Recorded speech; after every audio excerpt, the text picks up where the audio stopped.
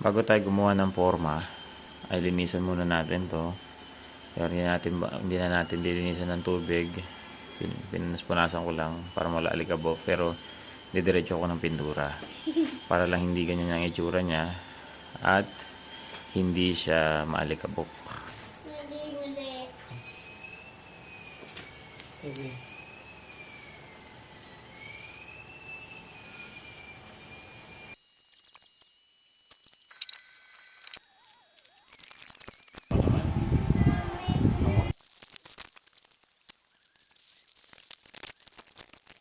Ayan.